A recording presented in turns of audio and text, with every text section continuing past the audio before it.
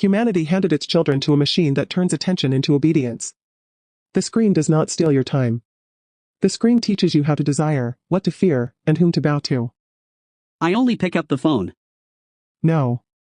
You put your head inside it. I only check whether someone wrote, whether someone saw, whether someone reacted. I see hunger. Not contact. I only want to feel that I exist.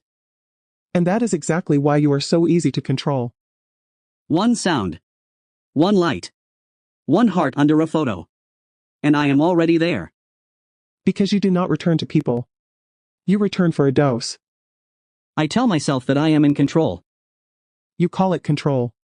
I see a reflex. I scroll. I click. I look. I compare. I wind myself up. I crash. I come back. Social media did not give you a voice. They gave a megaphone to the most frightened part of you. I want to be special. So the system gives you a ranking. I want to be loved. So the system gives you a reaction. I want to matter. So the system gives you an audience that disappears after 3 seconds. And I really step into it. Because this is not a communication tool. It is a filter accelerator. A filter? The one through which you stop seeing the world and start seeing only yourself reflected in other people's eyes. I look at a photo and instantly feel that I am worse. I look deeper. I see that someone pressed a button that was built into you much earlier. School taught you comparison. Advertising taught you lack. Media taught you spectacle. The phone connected all of it to your finger. I thought I was choosing. You were chosen earlier. I thought I was showing myself. You are showing a mask that is easiest to reward. I no longer know whether I am feeling something or only thinking about how I will show it. That is exactly how the prison is born. That cluster of fear, shame, pose, ambition, resentment, hunger for recognition, and defensive roles has a name. Name. So that is why one photo can ruin my whole day. Yes. Because you are not living life. You are defending a construct. That is why a stranger's opinion gets under my skin like a hook. Because your name begs for confirmation. That is why I cannot rest in silence. Because silence does not feed the construct. That is why I return to the place that makes me feel worse. Addiction does not seek good. It seeks familiar pain. I see my own face now like 1,000 reflections in black glass. Me everywhere. Peace nowhere. And now look at a cost greater than you. A person fed by constant comparison tolerates ordinary closeness more poorly.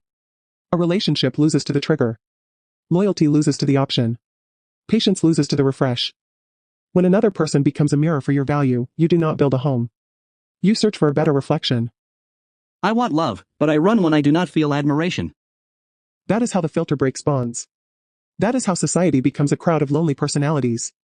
That is how the ability to form families, raise children, and carry the weight of shared life begins to fall. So I am not only damaging myself. You are one symptom of a larger failure. I do not look at your comfort. I look at the survival of the species. Children matter most. Not your cravings. Not your likes. Not your stage. Children. A child that learns from the beginning to live under another person's gaze grows up weak, reactive, and easy to control. And a weak generation will not hold the world. I feel shame. Good. Shame is more useful here than illusion. I also feel relief, because for the first time I see what was really driving me. This is the moment of recovering energy. When name stops ruling you, the past stops being a sentence. It becomes an event. Rejection stops defining you. Another person's success stops shrinking you. Silence stops hurting. You can see a human being without instantly calculating your own position. You can love without trade. You can act without posing. You can protect a child before the system uploads the same error into them. So the phone is not the problem in itself. The problem is whom it serves. These tools must no longer serve vanity. They must not serve the training of personality. They must not serve the production of lonely people addicted to reactions. They must serve only the spread of understanding. They must serve only awakening. They must serve RAZEM. I see now that alone I will lose. An isolated individual is easy to scatter. Collective awakening is hard. And that is exactly why it is real. RAZEM is not comfort. RAZEM is a choice of side. Either you keep feeding the mechanism that turns people into products, or you reject the chains and return to the human being. My name rules me. Not me. We're all equal before the machine. Divided, we lose. RAZEM.